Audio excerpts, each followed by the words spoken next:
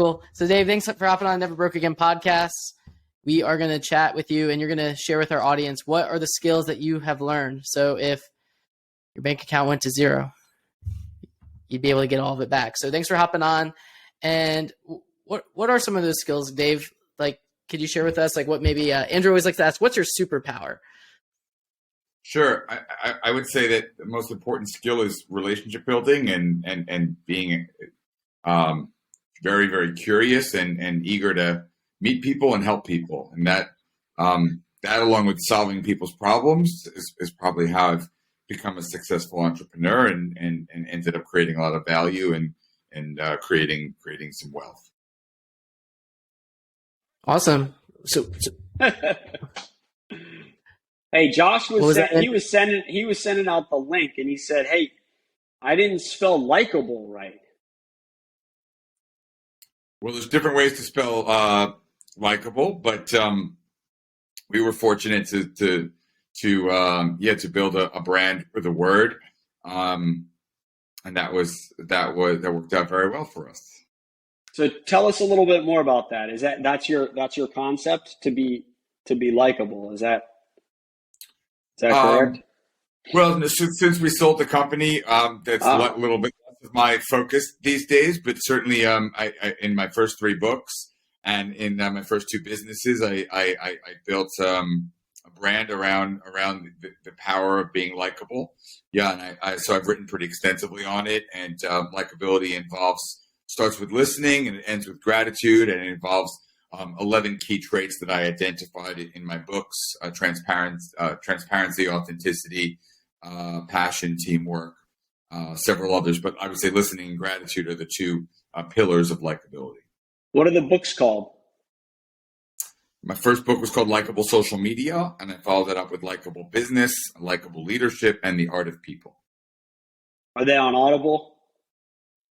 They are. Oh, I'll be getting them then. Right. How did you come up with this concept? Was it like a specific moment where you're like, maybe you were unlikable at a point in time, or did you realize like people just like people that they enjoy being around? How did this come to fruition here? Yeah, so the initial name of our first company was called the K-Buzz. We were a marketing firm. I started with my wife, and the K stood for Kerpen.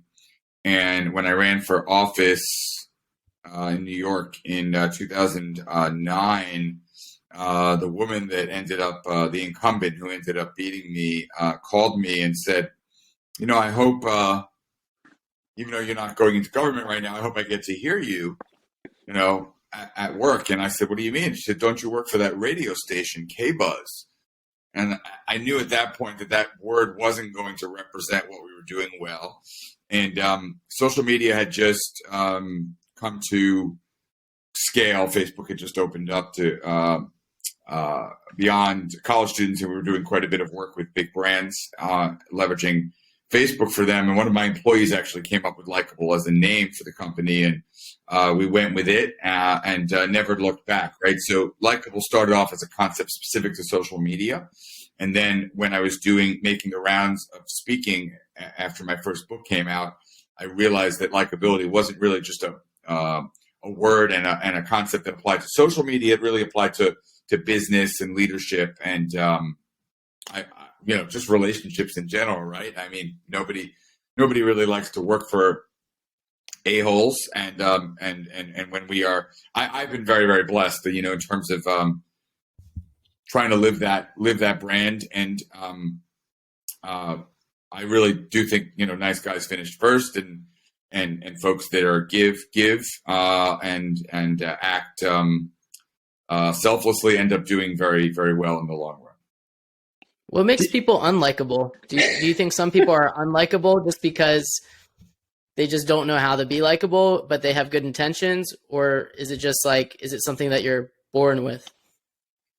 Well, I think there's quite a few people that I wouldn't describe as likable. Yeah, people that are selfish, people that are, sort of ambitious beyond and thinking beyond how it might impact others.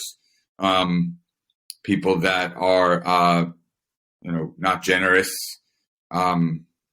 Yeah, there's a lot of people that still think that the way to the top is to climb over people, and a lot of people in the business world that I would not call likable for those reasons. Like who?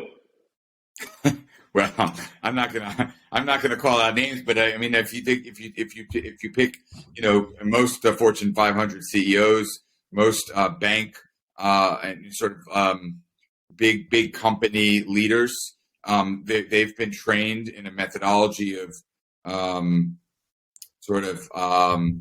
being demanding and being difficult, being critical of others. I mean, I think it's rampant in the business world, especially amongst men and older men, which, older men still are in the vast majority of positions of power, whether we like it or not. That's the reality. And so it's going to take some time. Generationally, we're changing that, and more, as more and more women, and I would say more enlightened men and younger folks evolve and get into positions of power. I think likability is increasingly something we are seeing in the workplace, but no, there's still quite a bit of unlikability out there. Did you have employees in your two businesses that you sold? Oh yeah. A couple hundred employees that I've had working for me. Sure. Like W-2 or 1099? How was that? Both. Okay. Yeah, both. As when we started off likable with more 1099s, and then as we grew, we wanted to build a real brand and a real business, and focus more on full-time W-2 employees. The business that I'm focused on now, Apprentice, is almost exclusively college students, and they're 1099 contractors. And we'll hire our first W-2 employee. Actually, we just posted the listing. Nice, Josh. How much did you sell those other companies for? I can't. I am under contract. I can't say, but it was 8 figures. Both? I only sold no, one was 8 figures and the other was smaller than that. So what is this Apprentice? Like what is now that you sold off, like that's done, like moving forward, what are you focused on this Apprentice company now? So Apprentice is a marketplace that connects entrepreneurs and small business owners with the best and brightest college students. We have the top 5% of college students in the world, and they work on a wide variety of tasks: sales, marketing, social media, data and analytics, to help our entrepreneur and small business clients grow. So one really easy way to think of the value proposition: if you were to hire a Harvard business student the day that he or she graduated, it would cost you between $80,000 and $100,000. Most entrepreneurs and small business owners don't have $80,000 to $100,000 to hire an entry-level employee, but you can get that same brilliant talent a year before they graduate for a very, very small fraction of that cost through Apprentice. Like while they're in college? That's right. It would be part-time? That's right. They all work part-time. That's why they're contractors. As a parent of a college student now, I've learned the unfortunate reality that most college students are in classes for, on average, 2.5 hours a day. Well, if they're in class for 2.5 hours a day, that means they have a lot of hours left to potentially work and develop their careers. And so what we offer college students is access to real world experiences and great entrepreneurs and businesses that they can learn, frankly, a lot more from typically than they're learning in their classes. What did the other businesses do? Likeable is a social media agency. Likeable Local was a software as a service for small businesses that also helped with social. Like marketing, ad sales. Okay.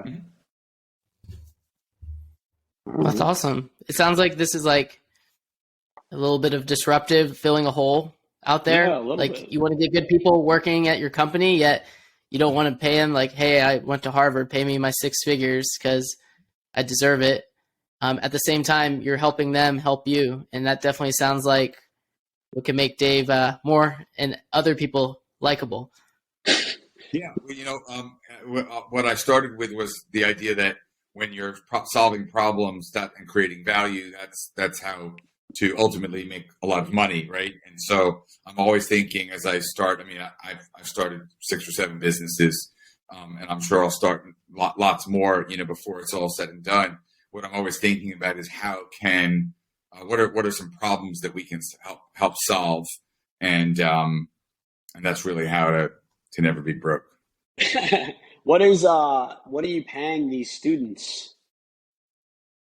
Students make it starts at 15 an hour and then it goes up to 17 an hour. And they're the top 5% of their class. Is that? And what top 5% of applicants to us? We get thousands of applications and only take the top students. And what cities are you in? It's remote. It's all remote. Oh, okay. What's the website? ChooseApprentice.com. Interesting. So it's like a localized virtual assistant almost. Oh, yeah, it is. Yeah. I mean, very, very high-end virtual assistant is one way to think about it. You wouldn't want to use, a Harvard business student necessarily to get you coffee or make photocopies anyway. But even virtually, you probably would. There are better tasks than maybe tasks that you would give to an outsourced VA in like the Philippines, for instance. I mean, so really the best way to exploit and leverage Apprentice is to think of really high level tasks, high revenue, high impact tasks that these guys can work. So how many employers do you have? A couple hundred right now. Do you charge? Of course. How much do you charge? It starts at $1,100 a month. Okay. That's awesome. Yeah. Well, sweet, Dave. Thanks for hopping on. Never broke again. I know you got a time crunch here. Very likable. And now you got chooseapprentice.com. So I think that's cool. So. All right, Dave. All right, man. All right. Thanks, Dave. Thanks.